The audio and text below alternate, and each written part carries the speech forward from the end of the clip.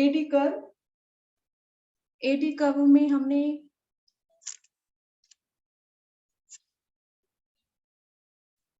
Y aggregate demand,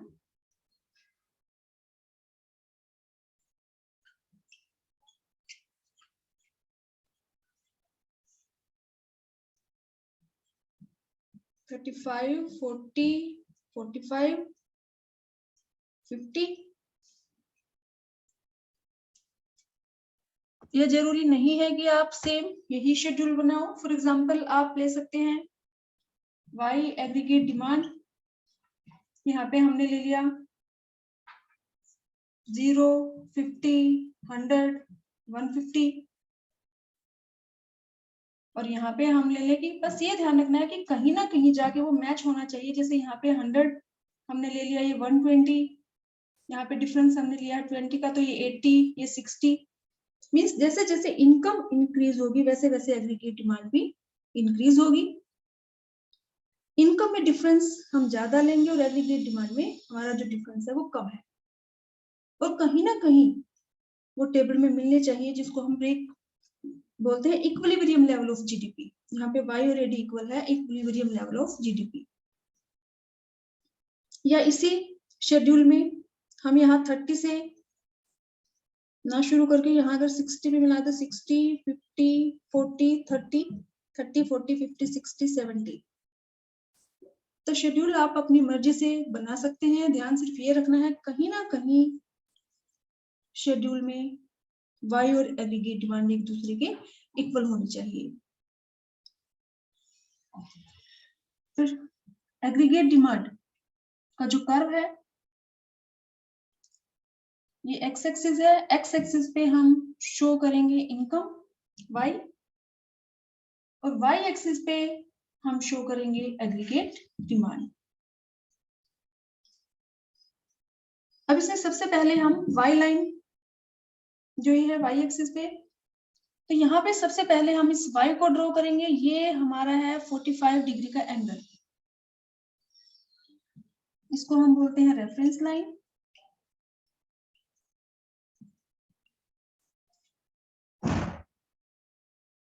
ये line show करती है इक्वलिटी, यानी कि जितनी इनकम है उतना ही एक्सपेंडिचर है, जितनी इनकम है उतना ही एक्सपेंडिचर है, जितनी इनकम है उतना ही एक्सपेंडिचर है।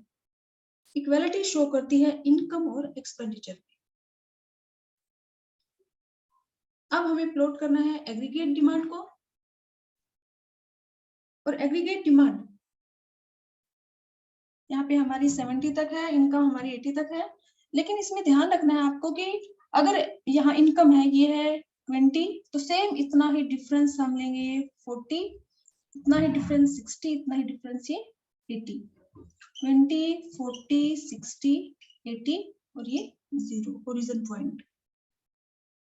ऐसे ही ये जो 20 का जो डिफरेंस है सेम यही डिफरेंस यहाँ होना चाहिए। 40 और यहाँ पे ये आप देख लें कि 60, यानी कि सेम डिफरेंस ये 20 है, ये 40 है और ये 60, ये 80। तो ये एग्रीगेट डिमांड है। यहाँ पे हमें शो करना है 30, 40, 50। तो ये हमने ले लिया 10, 20, 30, 40, 50, 60 और ये 70। यानी कि जो भी हम ये यहाँ पे डिफरेंस लेंगे ये आपका सेम होना चाहिए। अगर आपका यहाँ पे 40 है और इसमें आपका 40 यहाँ है, तो ये एक दूसरे को कट नहीं करेंगे, यानी कि ये एक दूसरे के इक्वल यहाँ डायग्राम में नहीं आएंगे। तो डिफरेंस का इसमें ध्यान रखना है। अब फर्स्ट हमारी इनकम है 0 और एग्रीगेट डिमांड है 30। इनकम है 0 और एग्रीगेट डिमांड हमारी शुरू होगी इस पॉइंट से 30 से। तो ध्यान रखना है Y लाइन हमारी ओरिजिन पॉइंट से शुरू हो रही है, और जो एग्रीगेट डिमांड है ये हमारी कहाँ से शुरू हो रही है 30 से। तो फर्स्ट पॉइंट हमने यहाँ पे मार्क कर दिया। अब इनकम हमारी है 20 और एग्रीगेट डिमांड है 40। तो यहाँ से 20 इनकम और ये 40, तो यहाँ पे सेकंड पॉइंट हमारा, फर्स्ट हमारा ये पॉइंट है, सेकंड हमारा 40 और ये 20 के सामने यहाँ। अब हमारी इनकम है 40 यहाँ से 40 और एग्रीगेट डिमांड हमारी है 50, तो यहाँ से 40 और यहाँ से 50, ये हमारा थर्ड पॉइंट है।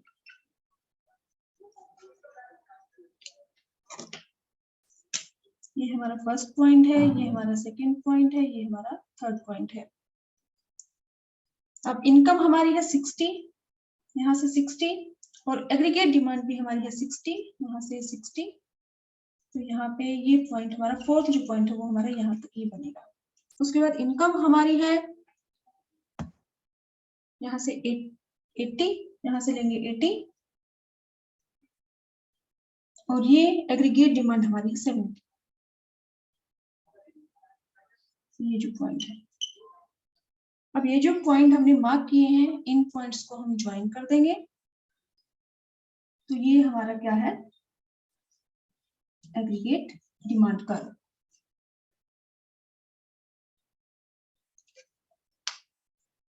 अब अगर हम इस डायग्राम को ध्यान से ऑब्जर्व करें तो सबसे पहले हम देखें तो हमेशा ध्यान रखना है कि एग्रीगेट डिमांड कर्व ओरिजिन से शुरू नहीं होगा। Aggregate demand curve starts from Y axis, हमेशा जो वाई एक्सिस है किसी भी किसी पॉइंट से एग्रीगेट डिमांड कर्व हमारा शुरू होगा। क्योंकि हमारी इनकम जब 0 है तो भी हमारा कुछ ना कुछ एक्सपेंडिचर होगा फॉर आवर सर्वाइवल, कि जिंदा रहने के लिए हमें खाना तो खाना ही पड़ेगा।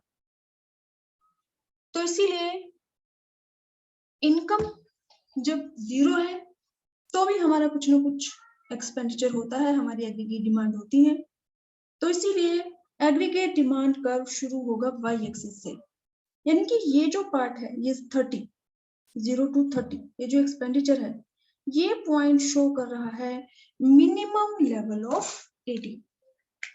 ये जो पॉइंट है ये क्या शो कर रहा है, मिनिमम लेवल ऑफ 80।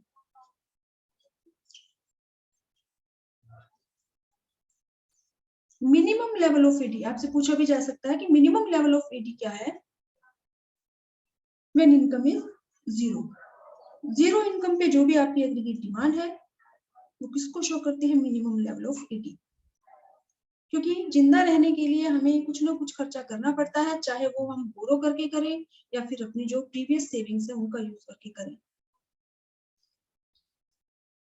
अब सेकंड इसमें हम देखें तो जैसे जैसे इनकम इंक्रीज हो रही है वैसे वैसे एग्रीगेट डिमांड भी इंक्रीज हो रही है। तो there is positive relation,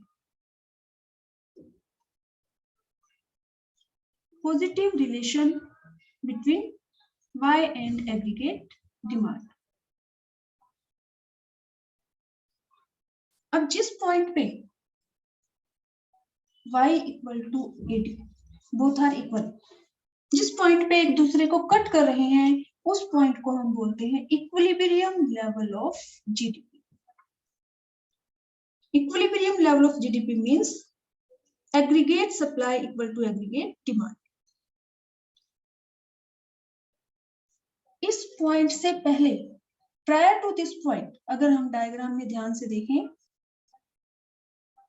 equilibrium point यानी ई जो पॉइंट है इससे पहले ये हमारा एग्रीगेट डिमांड कर्व है, ये हमारा इनकम कर्व। तो prior to this point aggregate demand is greater than income. ये इनकम है लेकिन एग्रीगेट डिमांड जो है वो ज्यादा है इनकम से। Beyond this point, equilibrium point के बाद ये हमारी इनकम लाइन है, ये 45 डिग्री का एंगल, और ये हमारी है एग्रीगेट डिमांड कर्व। तो इस पॉइंट के बाद इनकम हमारी ज्यादा है बजाय के एग्रीगेट डिमांड के। तो बियॉन्ड पॉइंट ई, इस पॉइंट के बाद y is greater then aggregate demand.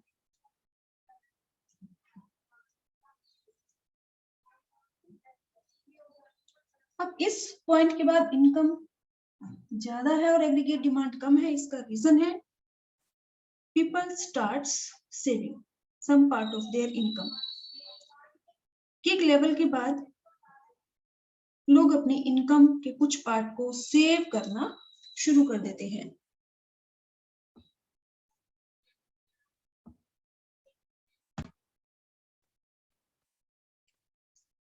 Next हमारा जो टॉपिक है components. Components of aggregate demand. जैसे कि हमने एग्रीगेट डिमांड को डिफाइन किया था, sum total of expenditure that people plan. तो पीपल प्लान मीन्स कि एग्रीगेट डिमांड में हम किस किस के एक्सपेंडिचर को इंक्लूड करते हैं। Components of aggregate demand. तो इसके लिए हम इकोनॉमी को क्लासिफाई कर सकते हैं closed economy,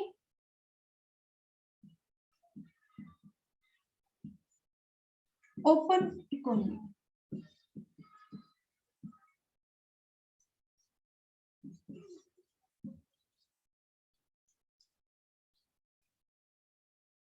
closed economy means कि जो भी एक कंट्री है उसका बाहर की कंट्री से कोई इंपोर्ट एक्सपोर्ट नहीं है। क्लोज्ड इकोनॉमी कौन सी इकोनॉमी है?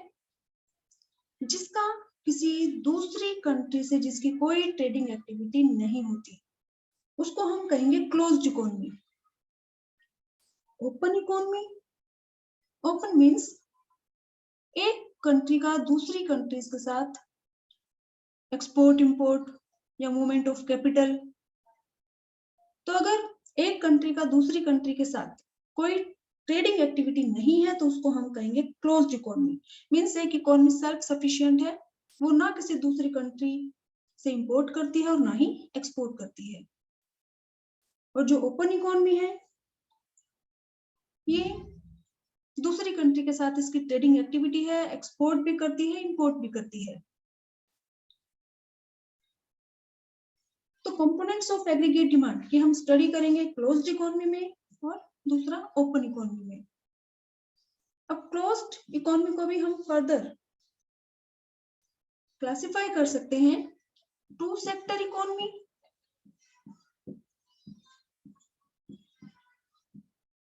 Three sector economy.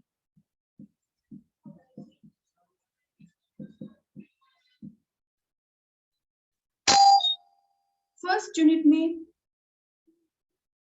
हमने रीड किया था there are 4 sectors. Household sector,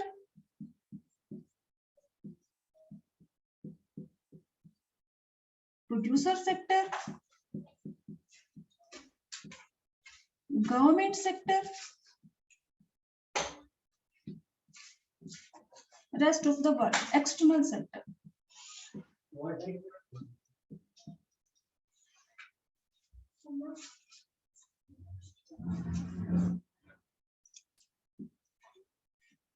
चार सेक्टर होते हैं हाउसहोल्ड सेक्टर।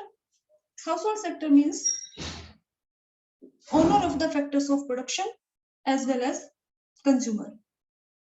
प्रोड्यूसर सेक्टर जो प्रोडक्शन करता है, फैक्टर सर्विसेज लेता है हाउसहोल्ड सेक्टर से और उनका यूज करके प्रोडक्शन करता है। गवर्नमेंट सेक्टर की जो गवर्नमेंट है वो कंजम्पशन एक्सपेंडिचर भी करती है, इन्वेस्टमेंट एक्सपेंडिचर भी करती है। जी मुझे पानी दे दो। Law and order and defence,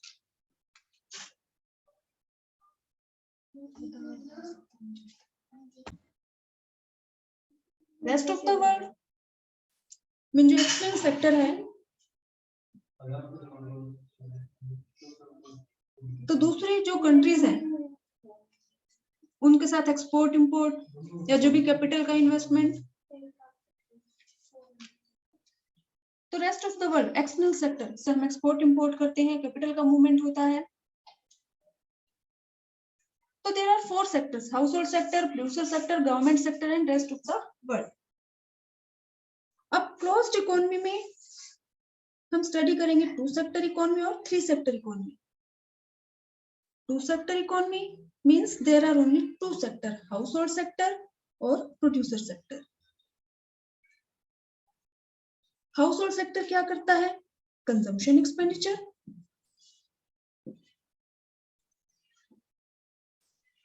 और प्रोड्यूसर सेक्टर क्या करता है? Investment expenditure.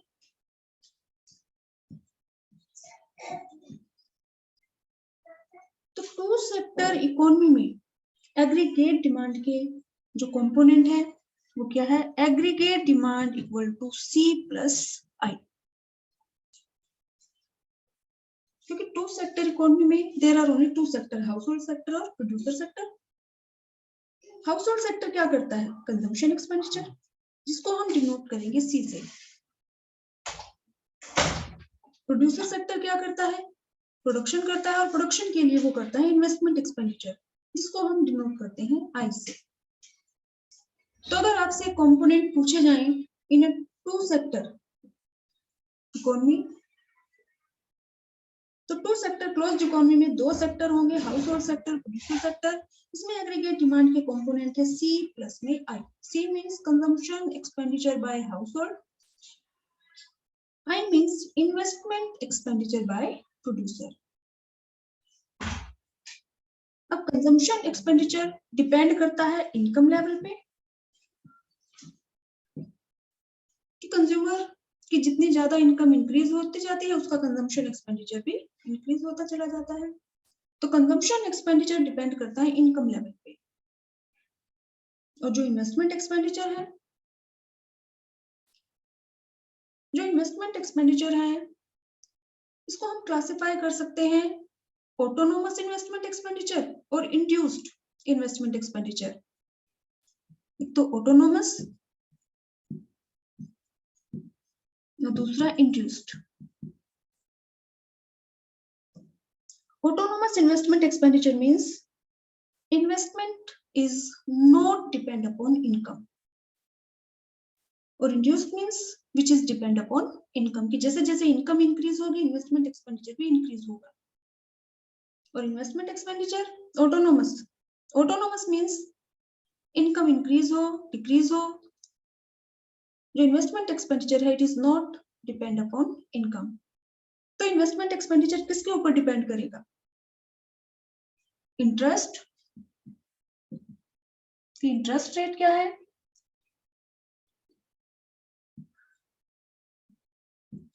और मार्जिनल एफिशिएंसी ऑफ कैपिटल, या जिसको हम कह सकते हैं rate of return. Marginal efficiency of capital या फिर MEI marginal efficiency of investment, या इसको हम कह सकते हैं रेट ऑफ रिटर्न। मींस अगर मार्केट में इंटरेस्ट रेट, क्योंकि जो भी प्रोड्यूसर सेक्टर है इन्वेस्टमेंट करता है तो पैसा उधार लेता है, तो उस पैसे पे उसको इंटरेस्ट पे करना पड़ता है। अगर इंटरेस्ट रेट ज्यादा है और उस पैसे को इन्वेस्ट करने से जो उसके ऊपर रिटर्न मिलेगी वो कम है, तो वो इन्वेस्टमेंट नहीं करेगा, कम करेगा। और अगर इंटरेस्ट रेट कम है, रेट ऑफ रिटर्न ज्यादा है, तो इन्वेस्टमेंट ज्यादा करेगा।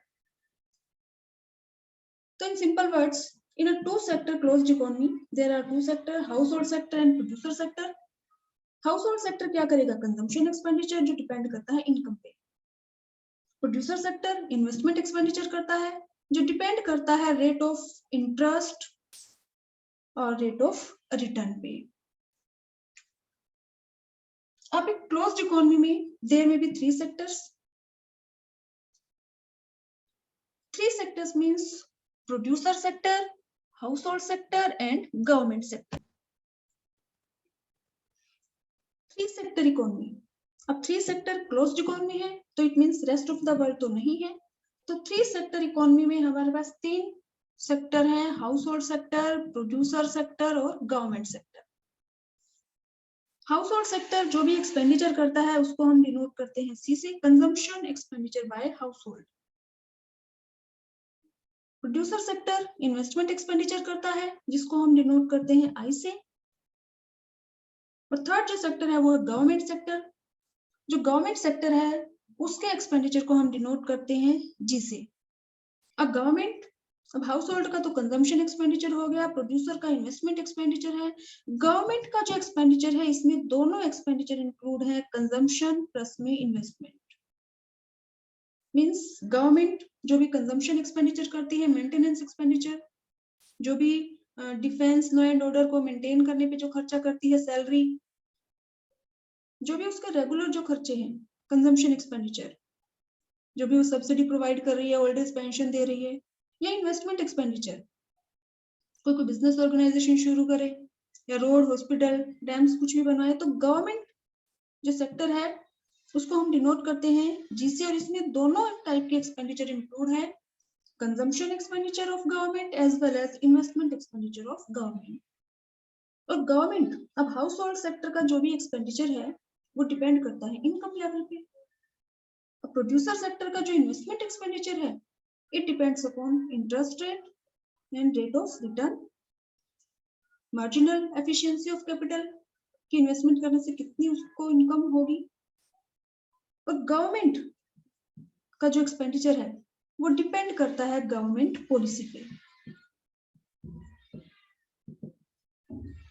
तो टू सेक्टर क्लोज्ड इकोनॉमी में एग्रीगेट डिमांड के कंपोनेंट है C प्लस I, और थ्री सेक्टर क्लोज्ड इकोनॉमी में एग्रीगेट डिमांड के कंपोनेंट है C consumption expenditure by household plus I investment expenditure by producer plus में G government expenditure, government consumption expenditure as well as government investment expenditure. अब अगर आपसे पूछा जाए components of aggregate demand in an open economy, तो open economy में there are four sectors, household sector, producer sector, government sector and rest of the world. तो household sector जो भी खर्चा करता है उसको हम डिनोट करते हैं C से। House hold sector consumption expenditure करता है जिसको हम डिनोट करते हैं C से, consumption expenditure bye house hold. Producer sector investment expenditure करता है जिसको हम डिनोट करते हैं I से। गवर्नमेंट सेक्टर जो भी एक्सपेंडिचर करता है उसको हम डिनोट करते हैं G से, वही C plus I plus G। अब ओपन इकोनॉमी में चार सेक्टर है, means rest of the world, जिसको हम एक्सटर्नल सेक्टर भी बोल सकते हैं। अब एक्सटर्नल सेक्टर से हमारा क्या होता है, एक्सपोर्ट और इंपोर्ट। तो ओपन इकोनॉमी में एग्रीगेट डिमांड के जो कंपोनेंट है वो है aggregate demand equal to C plus I plus G plus export, export को हम डिनोट करते हैं H से, minus import, import means import को हम डिनोट कर रहे हैं M से। या अगर हम इन दोनों का डिफरेंस अगर हम लेना चाहें तो इसको हम कह सकते हैं net export. Net export means difference of export and import. Export क्या है? Export means expenditure bye foreigners on domestically produce goods, ये हमारी कंट्री में जो चीजें बनी हैं उनके ऊपर फॉरेनर्स खर्चा करें। और इंपोर्ट क्या है कि हमारे जो रेजिडेंट्स है वो फॉरेन में बनी हुई चीजों को परचेज करें, उनके ऊपर खर्चा करें। तो जो एक्सपोर्ट है वो हमारे एग्रीगेट डिमांड का पॉजिटिव कंपोनेंट है, इसको हम ऐड करते हैं। और जो इंपोर्ट है ये हमारा नेगेटिव कंपोनेंट है एग्रीगेट डिमांड का, इसको हम लेस करते हैं। ये दोनों का जो डिफरेंस है उसको हम कहेंगे नेट एक्सपोर्ट। तो एग्रीगेट डिमांड के जो कंपोनेंट है इन टू सेक्टर क्लोज्ड इकोनॉमी में है C plus I, in three sector closed economy में है C plus I plus G, और इन an open economy aggregate demand equal है C plus I plus G plus X minus M। Consumption expenditure bye house hold, investment expenditure by producer, government expenditure plus में export minus import.